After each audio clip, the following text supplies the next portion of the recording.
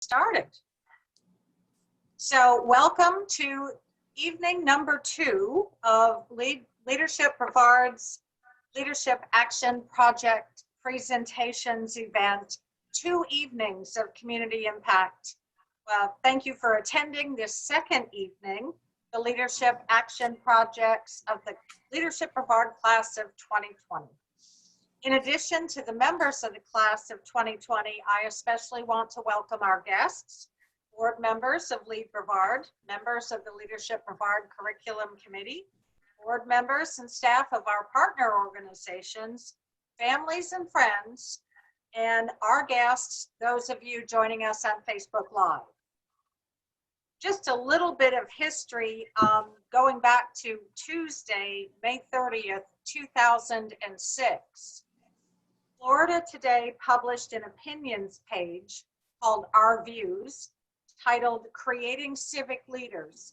Leadership Brevard's 20 years of community service merit the county's thanks, and says in part, knowledge is just the first step in creating change. That's why Leadership Brevard class members also learn how to increase their involvement with civic organizations and initiatives and develop networking and leadership skills that help them make an impact.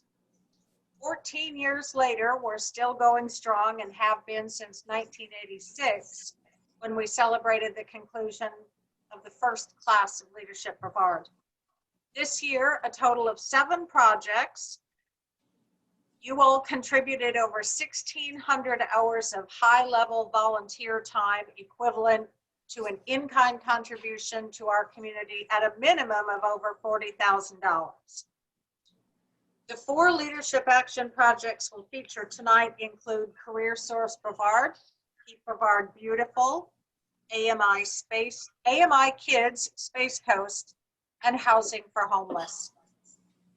The value of the leadership action projects exceeds the monetary and the in-kind contributions to the nonprofit partners. It's about teamwork in a new team as a member of a new Leadership Brevard class. It's about designing a program of action with a nonprofit or a municipality you didn't know very much about. And at the end of the program year, it's about a sense of accomplishment and satisfaction that you've made a contribution and are doing your part to make Brevard a better place to live, work, and play. In addition to the presentations of the projects, we wanted to showcase some of the hashtag leadership in action contributions that take place in our community. Many of our Leadership Brevard alumni are working every day to make Brevard a better place, and using in some cases their Leadership Brevard connections, like our special guest tonight. I want to welcome Chris Conneen of Higher Purpose Holdings and the Pizza Gallery and Grill and 28 North Gastropub, and a Leadership Brevard graduate of 2013 to share some of the impact of his leadership in action work as a true servant leader in our community. Chris? Thanks, Kristen. Hopefully everybody can hear me. I'm unmuted. Yeah, class of 2013, best class ever. You all know that. 2020 will be one that's talked about for sure, but 2013 was pretty solid as well. Had the pleasure of going through it and enjoyed every minute of it, every month of it. And in our project, our leadership project, I joined 5 other leaders, and we put together a golf tournament for Daily Bread. So it was, as Kristen said, you know, we raised $25,000, which was a solid weekend effort, you know, back then, 7 years ago. But the value that we got out of it and the nonprofit organization got out of it was really way beyond that. You know, it's kind of priceless. The relationships I built, the camaraderie that came out of it, the teamwork that happened within it, definitely helped me hone some skills and learn some things. And we had some successes and we had some failures. We had a successful tournament. We did a helicopter drop. We did an awards banquet. We did a social the night before. It was a whole weekend's event. So all for Daily Bread, and they were super grateful.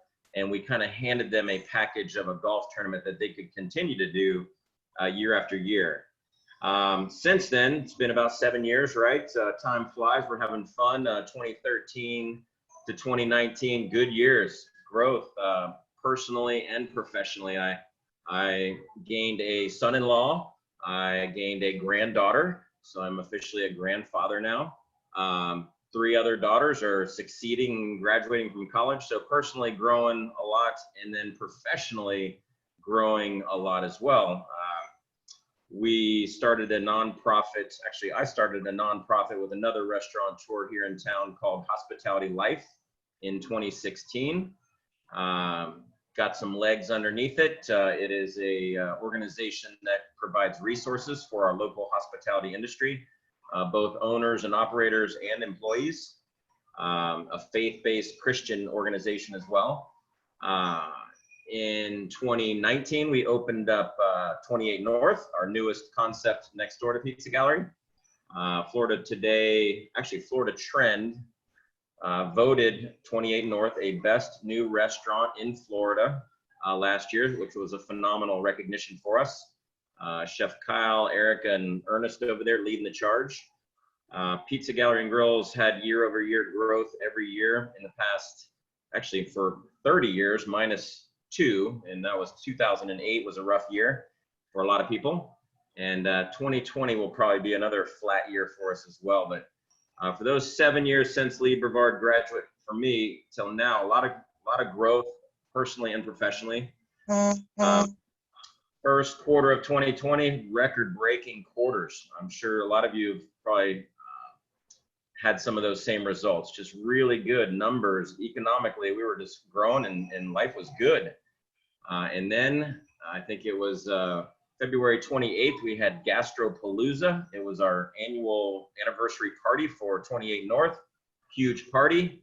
And a week later, COVID happened. And it didn't take the wind out of the sails. It pretty much sunk the hospitality Titanic. I mean, it was an industry crushing pandemic. And for a lot of you as well, I'm sure, but for the hospitality industry, it annihilated us. It shut us down. It pretty much sank a lot of ships, and some might not come back. Some might not rebuild. They say about 25% of restaurants won't even come back. But it was probably just a week into it where I was trying to, gather myself, my thoughts and all, and figure out what's next and try to regroup. We actually closed 28 North because it wasn't a carry-out conducive concept. We pulled some leaders from there over to Pizza Gallery and Grill and focused on our core competencies here. And I had to lay off about 110 people. And that was one of the hardest days of my professional career. And at that point, I remember the night, I felt horrible, guilty, remorseful. I'm like, I didn't know what I could do for them. So I went to the funding GoFundMe page and saw where I could raise some money for them, because I didn't have the cash flow to keep 2 or 3 businesses alive and support 110 employees that were unemployed now.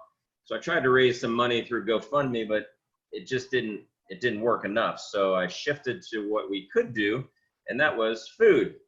We could feed a lot more people for dollars than we could raise dollars that would really make an impact on all of my employees. When you divide a $50,000 fundraiser up by, a couple hundred people, it's not a lot of money for each of them. But if we raise $50,000 to purchase food to feed people, we could feed about 25,000 people. So I immediately kicked into gear with Hospitality Life. We started a Feed the Need initiative. We put a GoFundMe page up and a Facebook fundraiser up. Did a couple little videos, really poured our heart into this initiative, and launched the Feed the Need initiative. And it was basically a free hot meal that would feed one person 4 meals, or a family of 4, 1 family meal for free, no strings attached. All you had to do was email your name and your job that you had lost, and what time you were coming to pick it up, and you could come get a hot meal. Every day of the week, no strings attached. The same guys were coming every day to get their hot meals because they didn't have any money in their account. So immediately I had a couple other restaurants gain some interest, so we expanded the territory because Pizza Gallery is one location in a 90-mile long Brevard County. People aren't going to drive from Sebastian to get a hot meal unless they're really, really, really hungry.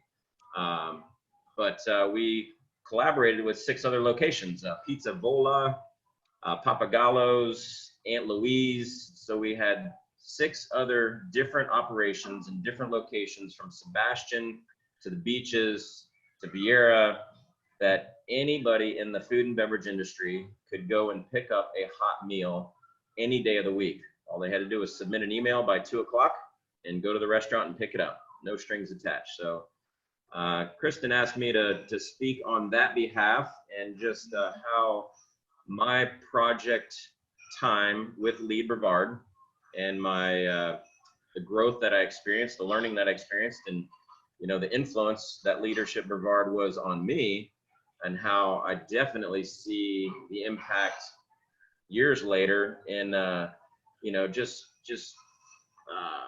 not reacting to this pandemic, but acting towards it. There's a big difference between reacting and acting. So it was and still is a difficult time for us. We're at 50% capacity right now, counting our blessings. We're at capacity. The capacity at 50% is not really great when you're in the high rent district of the Avenue Vieira, but doing some really good community outreach efforts that definitely have been inspired by my time with Leadership Brevard. So on that note, I'm also a huge ambassador to Lead Brevard, in that we have sent another one of our team members through Lead Brevard every year since 2013. And Jennifer Prendergast was our representative this year. And I know it's a difficult time to finish Lead Brevard in this COVID, chapter, but you all are doing it through technology. So congrats to each one of you, and Kristen and Candace for continuing to pull this together in any way you can.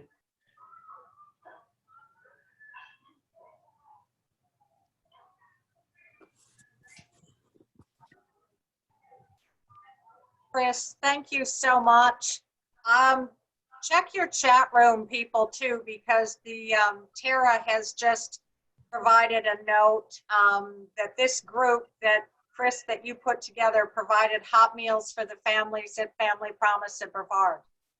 So that's just another example of the connectivity and the collaboration and the leadership and action that you all contribute to our community. And I just, I read that and got goosebumps because I wasn't aware of that. And Chris, thanks to you and your team for taking that leadership action and for providing, using your available funding that you raised, to deliver that kind of service to the community and the hospitality workers and Tara's folks and other people that needed it.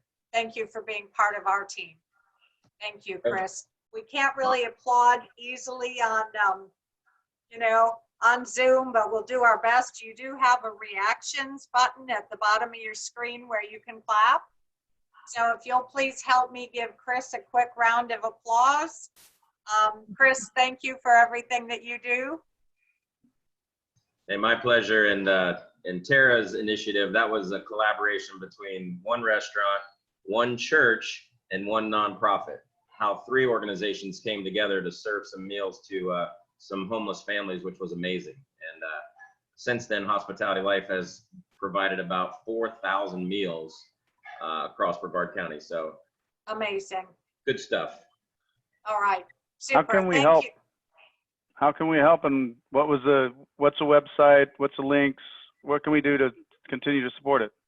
Hospitalitylife.org. I'll put it in the chat. Thank you. Okay, that's perfect. Thank you, Bill, and thank you, Chris. All right, thanks again. We're going to move on now to welcome our first team this evening. I know that they're ready. So on behalf of CareerSource Brevard, with the project title of R.I.S.E. Brevard, Reentry intervention resulting in successful employment. Take it away. Good afternoon. As Kristen just said, our leadership action project was R.I.S.E. Brevard, Reentry Intervention Resulting in Successful Employment. Our agenda today is the introduction of our team and project, our scope, the groundwork, the findings, and our deliverables. Our project liaison was Jessica Miller with CareerSource Brevard, and this is our team. Our team worked with Jessica from CareerSource Brevard as she guided us through the process of developing a marketing campaign for the R.I.S.E. Brevard program, which assists second chance individuals gain employment. We had 3 goals for this process. First, we surveyed local employers to understand their thoughts and concerns about second chancers. We then decided to develop a marketing toolkit for CareerSource Brevard to use throughout the community. Our final goal was to find an event to educate employers on the local, state, and federal programs available to them when hiring second chance individuals. A second chance individual is someone who has been previously convicted of a crime. There are over 95,000 individuals in Florida prisons, and Brevard has an average of 1,689 inmates. CareerSource Brevard prepares individuals who have been convicted of a crime for successful re-entry into the workforce. Their unemployment rate is 5 times higher than the general U.S. population. Other names for second chancers include ex-offenders and justice-involved individuals. A statement that stuck out to us while we were working on this project was that second chance does not mean second rate. Just because these individuals committed a crime in the past doesn't mean that we treat them any differently. Thank you, Katie. So by hiring ex-offenders, you're not only helping the individual, but the community as a whole. And in the process, many times a business can benefit from the placement of a skilled, valuable, long-term employee. So why this matters to Brevard employers: steady employment of second chance individuals, it increases self-sufficiency, creates healthier, safer communities, saves taxpayers money, and reduces recidivism. So the benefits to Brevard employers for hiring second chance individuals include federal bonding program, work opportunity tax credit program, on-the-job training program, and work experience program. So on the next slide, we'll outline the groundwork that went into our project. That included surveys, interviews, community education events, and we worked to gain a better understanding of current CareerSource Brevard programs. So now let's discuss each of these programs in more detail, and with that, I'll turn it over to Diana. We felt that we should conduct a survey to establish if there is opposition to hiring a second chance individual, and if so, what are the barriers preventing businesses from considering this resource. To do this, we conducted a survey of business contacts from CareerSource Brevard. And we'd like to thank the Leadership Brevard class of 2020, best class ever, for helping us refine the survey. We collected a great deal of data. However, there were 2 questions that we felt were most telling. From the survey, we determined a large percentage, close to half, had already hired a person with a criminal background. However, of those surveyed, less than 20% were aware of the federal bonding program. So this led us to believe perhaps we could get additional support through education of available programs such as the federal bonding program. Thanks, Diana. We set out to have conversations with community members to gain diverse perspectives, concentrating on employers and those who work with second chance individuals. We work to either connect CareerSource Brevard with these individuals or bring takeaways from these experiences to the team for consideration of this project. Also, the timing of some of our class of 2020 sessions worked out favorably for this topic, particularly the jail session. The Brevard Jail Complex tour and speakers enabled us to gain additional insight to the efforts here locally by law enforcement to reduce recidivism. A couple of us from the team attended an impact project presentation hosted by Leadership Orlando. The speaker was Jeff Korzenik. He's the Senior VP and Chief Investment Strategist of Fifth Third Bank. He's a leading expert on private sector models of the reemployment of ex-offenders. Discussion topics at the event included economic impact, labor force, ban the box, employer legal concerns, narratives, and more. We walked away with a wealth of information and key points to consider for our deliverables. Now to share what those deliverables are, I'll pass this over to Andrea. Hello. Okay, so we had to invent a toolkit for CareerSource. This included event planning and coordination, printed materials, and a video.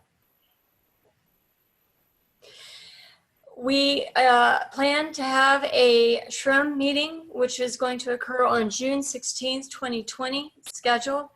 This will feature a project overview PowerPoint with relevant statistics and information, a video interview of employer and employee on the challenges and successes of the work relationship, a panel discussion with representatives from CareerSource Brevard, law enforcement, employer of ex-offender, and employee, and a question and answer section. I'll now pass this over to Megan. Thank you. So here you can see we created a 2-page rack card as marketing collateral to help define the RISE program. You can see several of the key benefits highlighted. And we also wanted to take this opportunity to debunk any myths or misconceptions. You can see at the bottom, we also included a QR code to help drive readers to a dedicated landing page where they can get more information. And this also provides us the opportunity to measure visitor traffic to the website. As just mentioned before, so our intent was to create a short marketing video featuring one employer and one employee that both participated in RISE. The goal is to highlight their experiences and the overall positive impact from the program. However, production has been delayed due to COVID, but we're planning on rescheduling for the late summer or fall. And I'll turn it over to Ross. Yes, there's a plethora of bona fide research and benefits in the field of management and operations that shows that second chance citizens can be productive members of your prospective organization without taking on any risk for the company. These are local and national success stories / studies, but the local one would be Pastor Jarvis and his organization, the Reentry Center, that is serving as a stepping stone for those transitioning directly from the system back into society and bridging the gap. Next slide. At the beginning of our collaboration, our focus was on the low unemployment, which was acting as a barrier for the second chance citizens, but we switched focus over to the benefits, and they can be grouped in 2 categories. One for the employer is that reduces turnover. These potential candidates can help reduce that. We are all guilty of burnout, disengagement from our own jobs, but we feel our cause will help you identify candidates that are less susceptible to this and those that have more grit and tenacity. For the community, the main, obviously economically it's a win-win, but though one of the main things is that it can decrease multi-generational poverty. I see it every day in my job where it's a difficult cycle to break. You have poverty leads to employment, which breeds crime. So economically, it's a win-win. Thanks, Ross. So what this all means is that our hashtag leadership and action is more important than ever. We stepped out to really educate the community through employers, through leaders such as yourself, and obviously through the task that we have with the flyer and the video and the SHRM meeting to educate the members of the community to destigmatize this topic.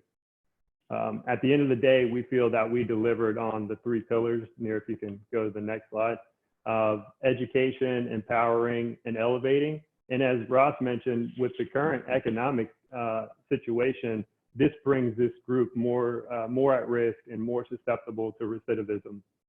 So it's really important that all of us do our part to try to curb that, especially given the economic uncertainty and unemployment that we have at this time.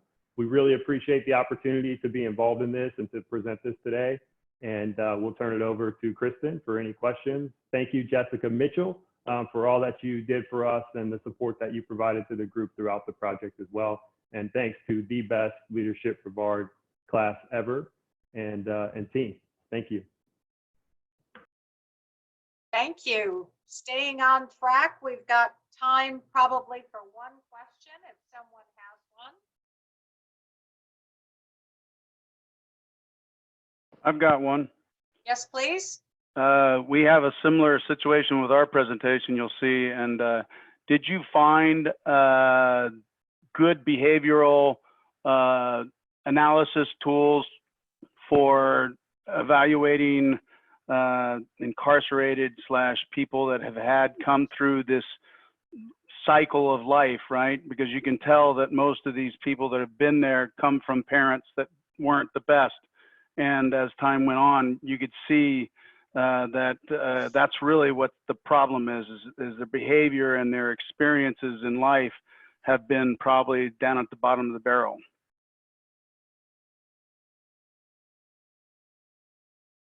Got 1 minute to answer that, team. I can say that was really outside of our scope.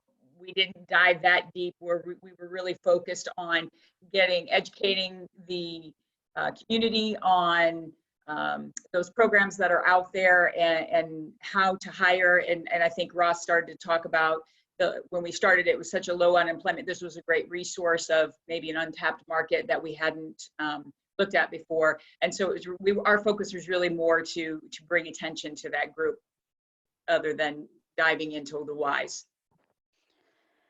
Hey, Kristen, this is Jessica from CareerSource, and I typed it, but I just wanted to say thank you so much to this team. It was a pleasure and an honor to work with them. They're all such professional, wonderful people, and I really appreciate, and our organization appreciates all that they have done for us, so thank you. Well, thank you to you, Jessica, and to CareerSource. I saw a note on Facebook that Marcy Murphy, your president and CEO at CareerSource Brevard, was also watching Facebook Live, and we value the partnership we've had with CareerSource Brevard for a number of years. So thanks to you all. It is my pleasure to welcome Scott Eller to the Zoom stage, as it were. Scott's with Rock Paper Simple and a member of the Lead Brevard Board of Directors. He's going to introduce the next Leadership Action Project team. Thank you, Kristen, and congratulations everybody for getting through this weird year and getting to actually these presentations. This Keep Brevard Beautiful presentation was close to my heart. Last year, they did a similar thing in Cocoa Beach, and I'm a Cocoa Beach resident, so I helped out a little bit with it, and I see the lasting effects of that. Most of those restaurants are still greatly reducing their use of single-use plastics and are using, recycle-friendly stuff. So that definitely does make a difference. But this is Keep Brevard Beautiful Leadership Action Project, entitled From History to Sustainability. Thanks, guys. All right, everybody, I think that's my cue. So give me just 1 second and I will pull up the presentation here. I could have talked for longer, man. I could have drawn that up. No problem. Yeah, not super experienced with this program. Oh, you're doing great.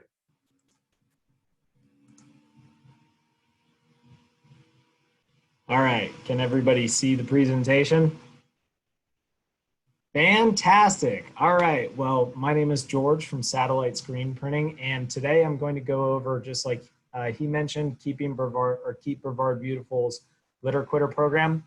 Our Leadership Action Project team was Angela, Alexis, Brandon, Jason, Kristen, Shane, TC, and myself. All right, so let's talk about litter. We all know litter is a bad thing. It's not good. Might be even worse here in Florida. The average American has 4.3 pounds of litter per day. And Floridians double the number at nearly 8.3 pounds per day. So Florida has some work to do. And plastic is one of those key contributors. So of the top 10 items in the International Coastal Cleanup since 2017, it was found that plastic was the top item. So plastic is a major problem. And the cost is a major problem. We're looking at $11.5 billion per year in litter cleanup.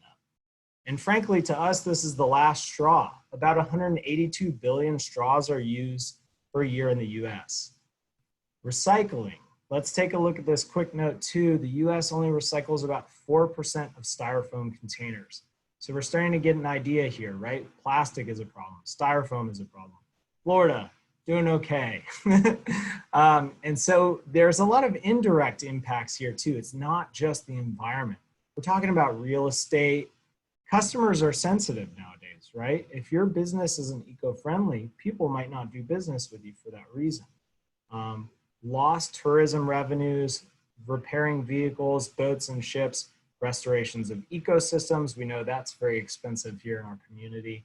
Wildlife injury, and eventually the cost to human health and how it will affect all of us.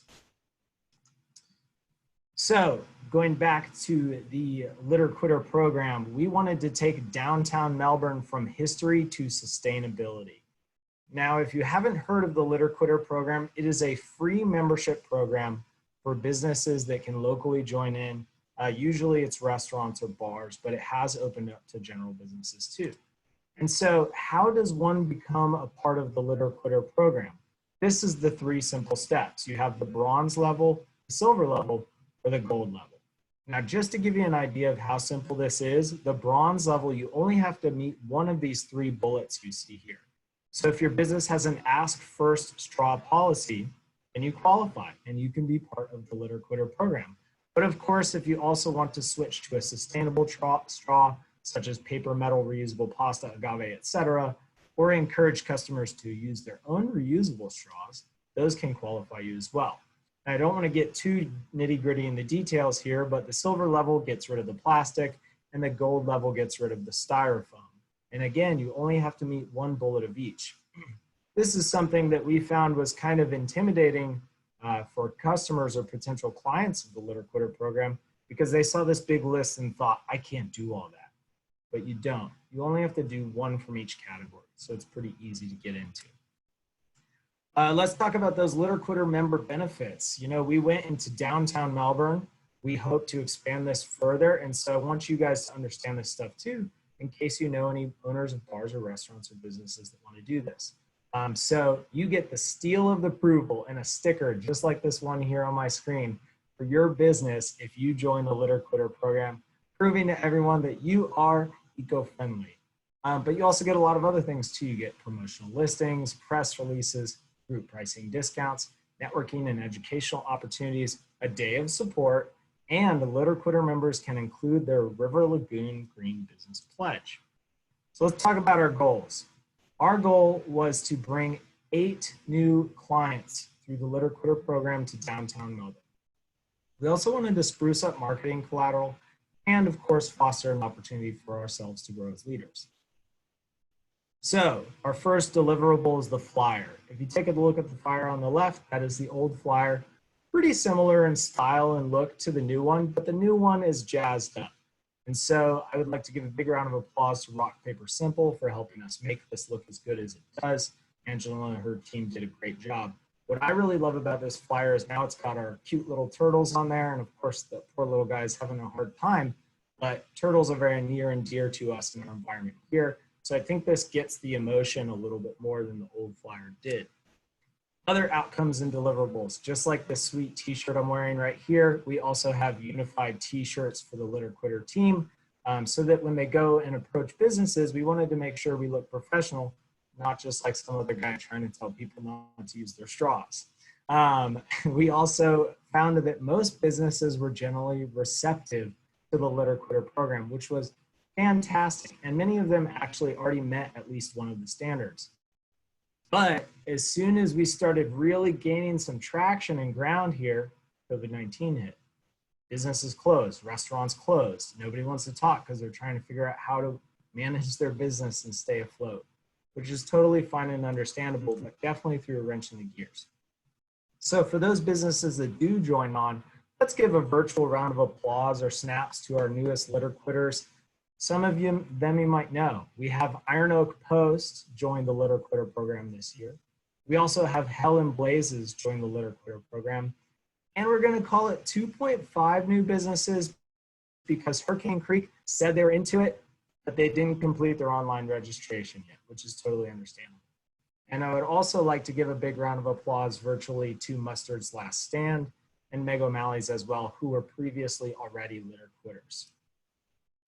Outcomes and deliverables, of course, we wanted more businesses to join on, but with COVID-19 and everything going on, it just wasn't as realistic as we had hoped. Of course, owners' priorities have changed since COVID-19. We did come up with a new deliverable though. There's a new flyer as well that's for general businesses too, not just bars and restaurants. And so you can see that some of the qualification items here are a little more neutral, a little more different, and even recent compared to how businesses are changing due to COVID. So our recommendations for the Litter Quitter program. Some of you may have heard of the Surf Rider Foundation Ocean Friendly Restaurant members. This is growing on the beach side in popularity, and they offer a very similar product. We even had one of our potential clients tell us that, hey, I already do the Surf Rider Ocean Friendly Foundation. Why would I join Litter Quitter program? So we do think it would be great if we could combine forces with Surf Rider and Litter Quitter. We also feel as though a vendor expo organized would be excellent to give people the opportunity to see what types of products they can buy and how they can save costs, because that's a big part of it. All right, I'm summing things up real quick here for you guys, but since we didn't get all of the litter quitters we were hoping for, we thought you could use this QR code to nominate a business.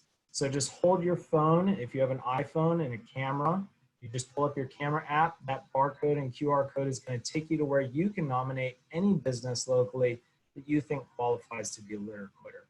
And of course, they could use the link down there too if need be. So with that, I'd love to open this for questions if you all have.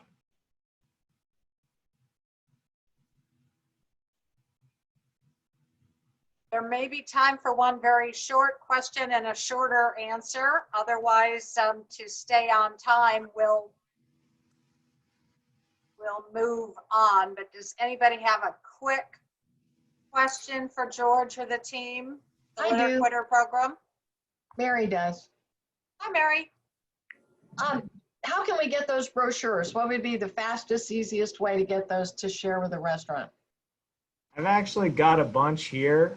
So I'll put my email in the message board here. And then if you just shoot me an email, I'll send it to you. We can do that for you. That would be great, George. Thank you. No problem. Okay. Great question, Mary. And George and team, thank you all. Go KBB. Thank you. Thanks for all the work, and love the shirts, by the way. Mary, it is time to recognize Mary Drew Bowman, who is a member of our Leadership Brevard Curriculum Committee, has been for a while, and is with the Florida Wildlife Hospital to recognize our next team. Mary? Hi, and of course, 2018 is the best class ever to me. But I'm also a recipient of a LAP project at the Florida Wildlife Hospital. And if you ever wonder, do they make a difference? Does it last? Does it stay with? Yes, Florida Wildlife Hospital is still using the marketing equipment items that our LAP team presented and created. And we have flags, we have pennants, we have all kinds of things. And they've made a huge difference at events where people never notice. Now that, if we don't have animals, they don't notice us, but now we have the flags and things. The group that I'm introducing, AMIKids, I've worked with on and off since 2002, so it was a great opportunity for me. I spoke with Danielle today. She couldn't say enough about what a difference this team has made. So they took it from people coming in to talk to the kids to an outside mentoring program, from what I understand. Anyway, it's made a huge difference, and AMIKids is extremely appreciative. So we'll, who's coming in? I don't know who's speaking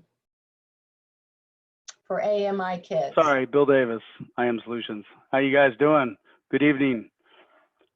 Let me, sorry, I should have launched this already.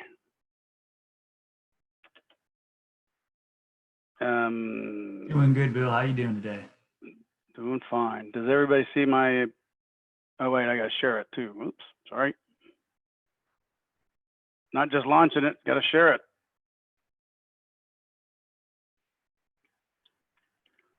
There we go. Everybody see that? Everybody thumbs up?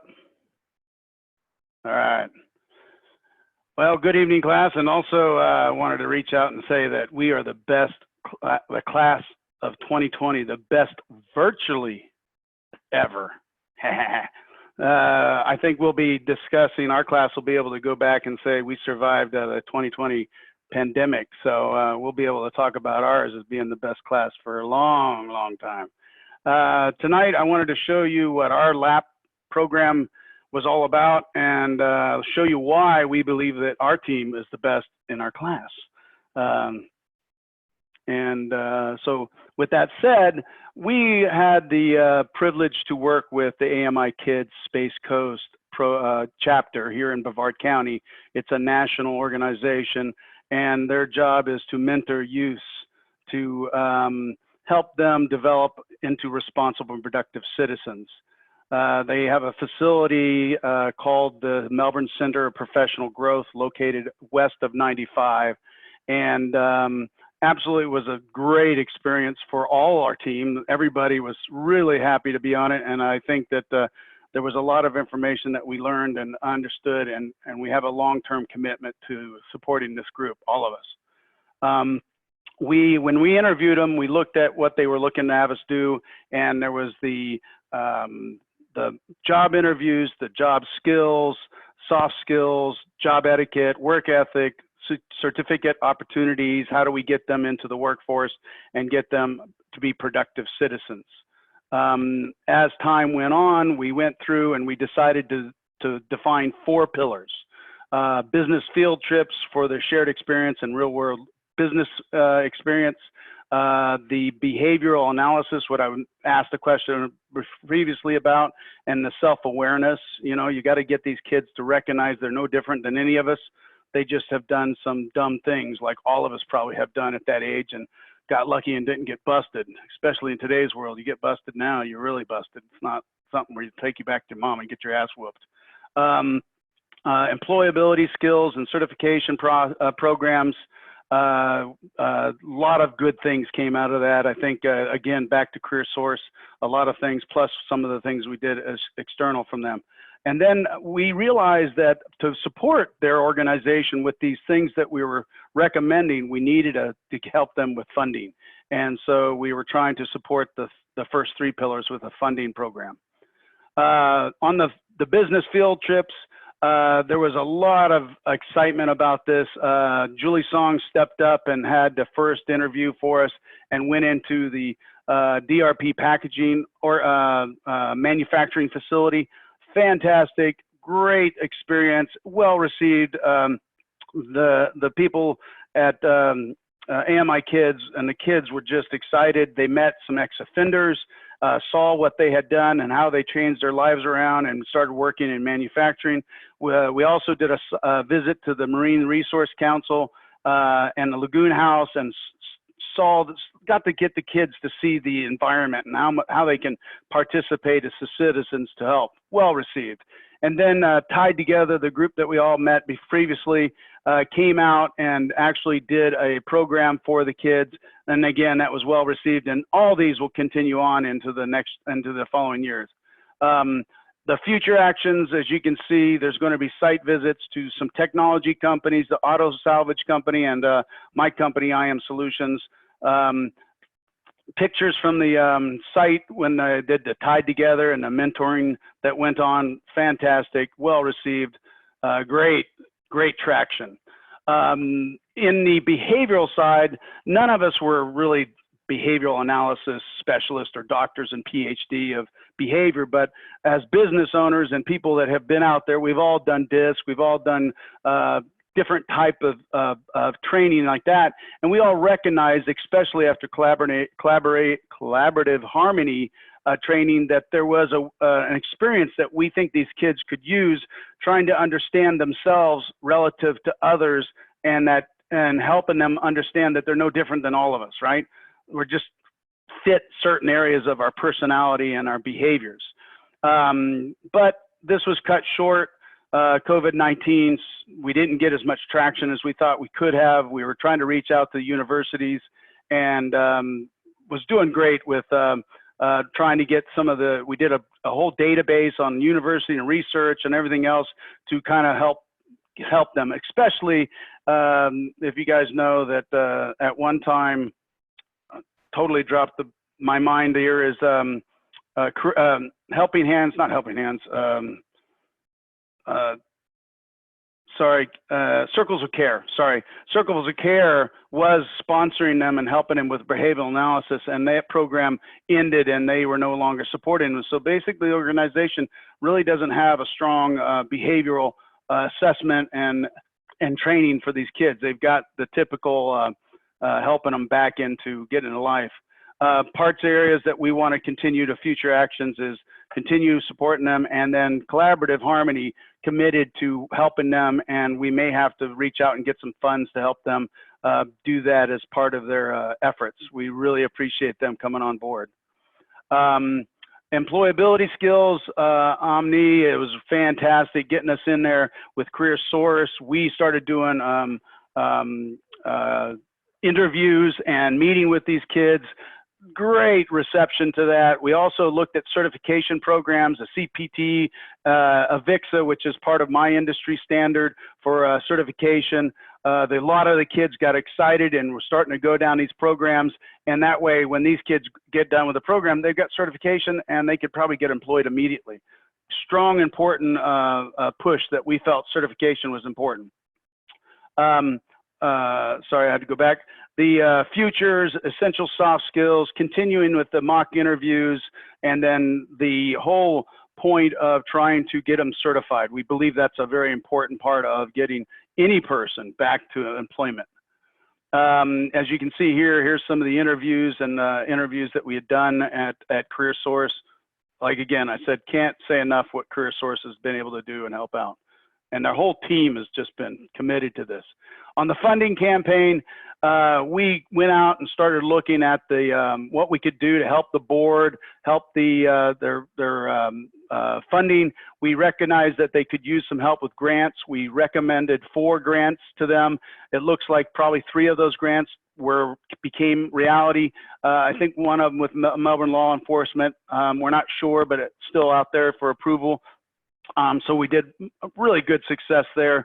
And then the research grants, we want to continue to leverage that, and also the social awareness and marketing campaign, trying to get people to recognize, just like the first group had, is, you know, just because you've been in trouble with the law doesn't mean you can't be employed and can't be a good citizen. That's just part of us reaching out and opening our arms to saying, come on board, let's see what you can do for us.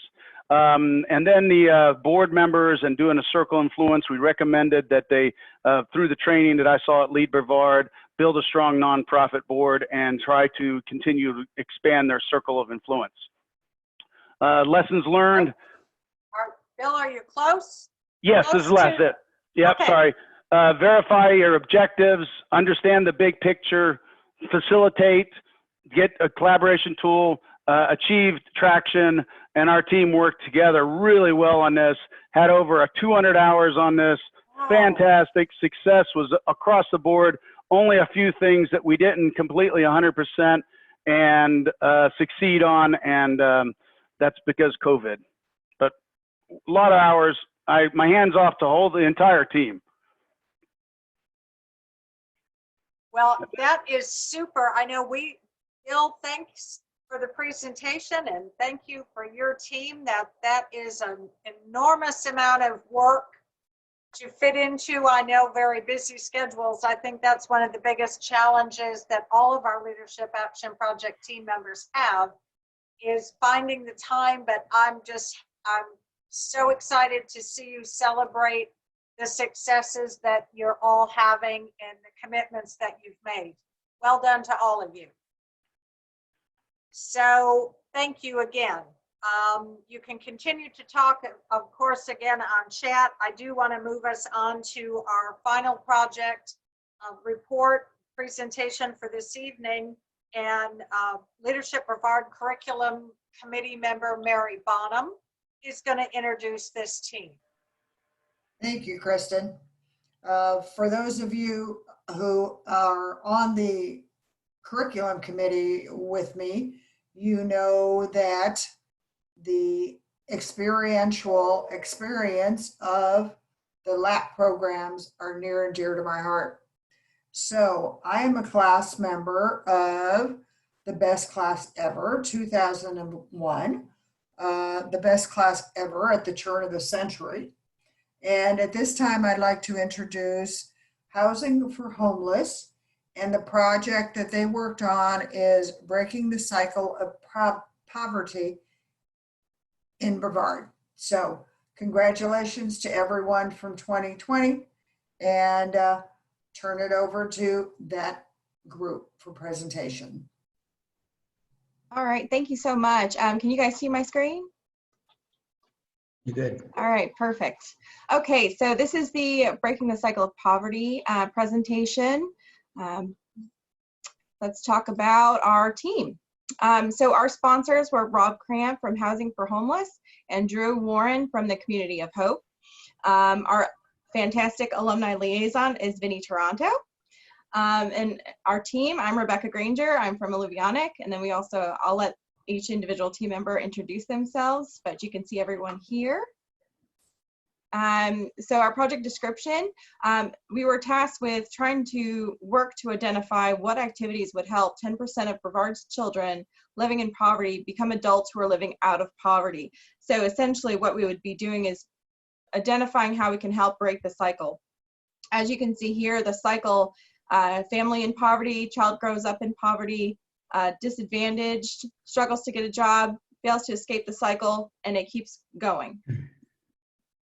Areas that we researched, affordable housing, education and training programs, regional and historical data, minimum wage, public transportation, and healthcare. For the sake of time, I won't dive too deep into these, but really the focus, I would say, would be on the ALICE report, and we'll give you some more information on that later on in the presentation. Some lessons that we learned throughout the presentation in the project would be, considerations for our scope, right? So the scope of that, how do you break the cycle of poverty?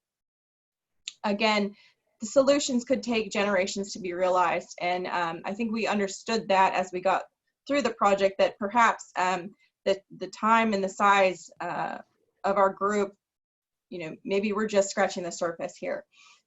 We did understand that there were some stigmas with the word poverty, and so those are also some considerations that we had. And what are the recommended steps that our team discovered? So those would be, defining some countywide actions, some cohesiveness, joint communication throughout Brevard, and having Brevard work to embrace regional efforts to improve social mobility. I'm going to let Tara take it over for the next slide here to explain the ALICE report. Yeah, so the amount of data that we gathered as a group was just overwhelming, but one of the data points that we felt was really important to this project was what was called ALICE. And that should sound familiar because Lee Brevard did a communities and conversations seminar on that. But for those of you that don't know, ALICE stands for Asset Limited Income Constrained but Employed. And it's a new way of defining and understanding the struggles of households that earn above the federal poverty level, but not enough to afford a bare bones household budget and the basic needs of housing, food, transportation, childcare, healthcare, and necessary technology. And so really that ALICE research quantifies and describes the numbers of families who are struggling financially. What we know about Brevard is that 40% of our community is ALICE, and that includes poverty, the poverty level, and those who are struggling to survive. So that data prompted us to reach out to Dale Brill. You'll remember Dale from our first class. He was the awesome data guy that we tackled after to say, hey, help us understand this ALICE data a little bit more closely, and how can we help utilize that data for our project. And so he introduced us to Leadership Orlando 2.0 Impact Project. And we realized really quickly that our groups were on the same paths toward addressing poverty in our communities, or what we've now termed social mobility. And so from the ranks of more than 5,000 alumni, 24 executives stepped forward to pioneer Leadership Orlando 2.0, the Impact Project, to understand the root and causes of the barriers to socioeconomic mobility. The model that you're looking at illustrates a structure that this group used to understand critical components of social mobility. And the model's 3 core concepts really focus on opportunities, capabilities, and access. This slide really shows that the outcome of that group was they created really these 6 areas of opportunities that their next team could come in and actually dive into to provide valuable direction for Orlando. And we saw the opportunity that we could actually look at these same kinds of opportunities for Brevard County. This is probably the second coolest slide in this presentation. I think our next coolest slide is coming up, but this slide is what we had hoped to share with our different municipalities within Brevard County. This is called the Orlando Prosperity Scorecard, and it's something that Orlando Economic Partnership developed that Dale Brill was part of. And it's a mechanism to track economic performance and community development through the lens of achieving what's called broad-based prosperity. And there's 2 metrics at the top that you're going to see that are overarching indicators. It's Gallup's Well-Being Index, and surprise, that same number, that United Way Alice report. This is why that's so important. And below it, you can see those 3 areas of that we just talked about opportunities, capabilities, and access that are further broken down into 3 other categories. What's important here is that you can see this is just for Brevard County. It's not broken down further. Our next slide will, but this really shows us if it's red, it's areas where our regional talent has the capability to go in and lift barriers. It's where it's green, it's where we're stronger, and we can use that to help overcome those barriers.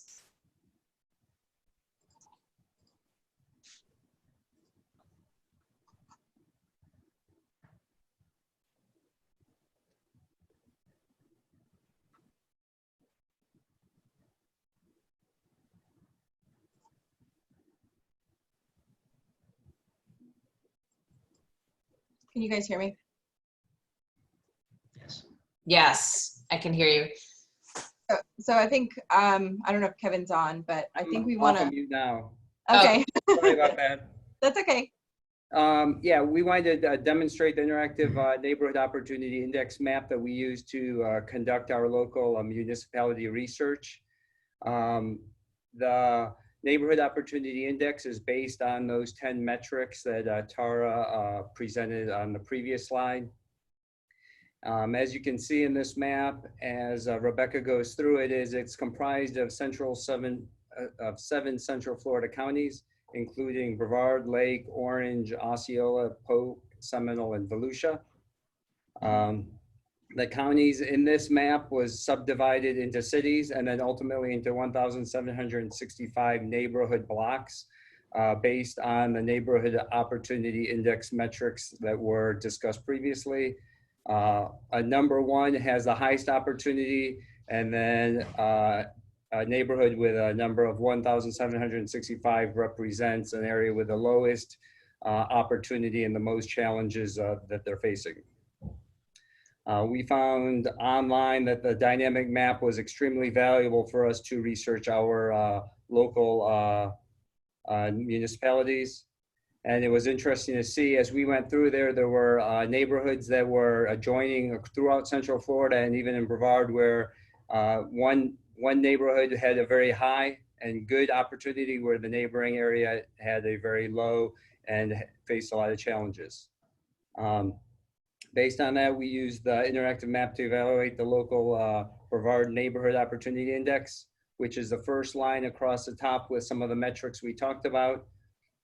And then showing that the results and some of the findings that we had there. Where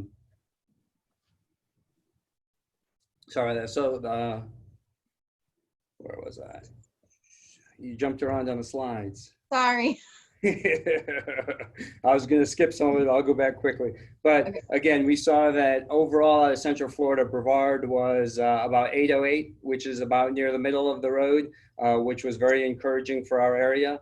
But we were surprised to see of the 5 areas we selected, 4 of them actually seemed to fall below the average for Brevard. On the next slide, you can see that in Cocoa is faced with the most challenges based on their average of their metrics falling 51% below the average of Brevard. The data was very insightful in us trying to understand the scope of our project and what would be entailed to make a difference. The takeaway from our research confirmed that there's no one simple solution when addressing the social mobility, that there are multiple factors that need to be addressed jointly in order to improve specific neighborhood opportunity indexes. And as with other projects, the COVID caused significant challenges and opportunities for our project. Due to the social distancing, we had to cancel our planned Brevard Leadership Summit, where we're going to bring leaders of the different municipalities together to discuss what are some of the opportunities going forward. Go ahead. So COVID-19 has affected us all, but for those individuals and families living at the poverty line, it has affected them so much more. Instability has long been a buzzword, but now food instability, housing instability, employment instability, and social instability are now a reality for all to see. Money and resources are being put forth like never before in history, but it's still a time for a call to action. The challenges that we are seeing throughout the county, throughout the state, throughout the nation is that we're seeing with furloughs, layoffs, businesses closing, food instability, limited testing, limited technology, social distancing becoming the new norm, and extreme isolation affecting many people that staying at home. There's still hope. There's a huge glimmer of hope. What we're seeing is increased volunteerism and donations to nonprofits during the crisis. The CARES Act has increased federal and state dollars for food insecurity and housing assistance. There's talk about that becoming even permanent. I know on my side, and the Meals on Wheels side, we're actually seeing that they're talking about permanent dollars to increase funding at least through the next several years. Focus on mental health funding.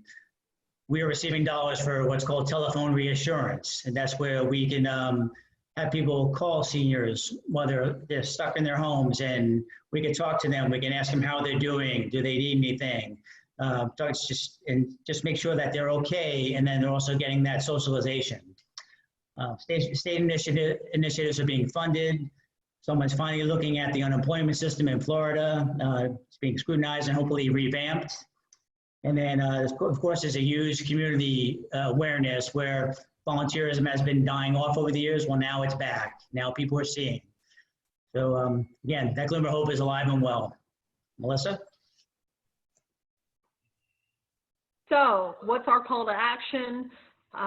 Using the Orlando 2.0 framework to involve business leaders, community leaders, and key advocates, identifying opportunities for Brevard and steps to apply the framework, identify and educate champions, bridge gaps with service providers, and publicize and promote actions taken. So with that being said, next slide. Thank you all so much for listening to our presentation from Leadership Brevard Class 2020, best presentation ever to end all the presentations. Thanks, guys. Thank you all. That's fabulous. You guys have all done such a good job. And, you know, as I think you all can see in our guests on Facebook Live and those of you who have joined us on the Zoom platform, there is so much work that remains to be done. you know, we're just able with these leadership action projects to really help educate the participants in the class about some of these community challenges.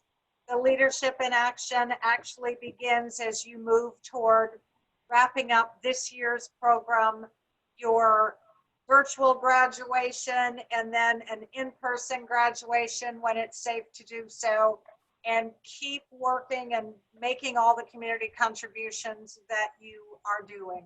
We so much appreciate your work. The community appreciates your work, our nonprofits and municipalities. Big applause to each of you for participating. Please, again, note the chat room conversations. There are a lot of very positive comments, and we're all very proud of you and thank you for all that you've done. Thank you again for joining us tonight for these presentations. Chris, thank you for your remarks. Again, our board members, our guests, all of you in the class of Leadership Brevard 2020, and those of you participating on Facebook Live. Thank you. Enjoy your evening. And if you're interested in more information about Leadership Brevard or our leadership action projects in the future, just check out our webpage at leadbrevard.org. Look forward to seeing you around the community. Good night.